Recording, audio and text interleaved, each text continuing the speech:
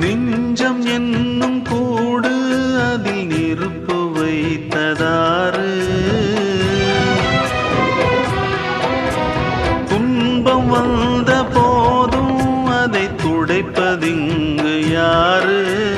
கலங்கும் போது சேரு, அது தெளியும் போது நீரு.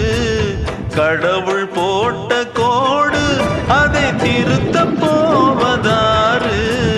வெந்த புண்ணும் ஆறிடுமா? வேதனை தான் தீர்ந்திடுமா? விண்ணுக்கும் மண்ணுக்கும் சம்பந்தம் உண்டுன்னு சொன்னது யாரு? அது மன்னவன் பேரு. அந்த வானத்தை போல மனம் படைச்ச மன்னவனே, பனி துளிய போல குணம் படைச்ச தென்னவனே.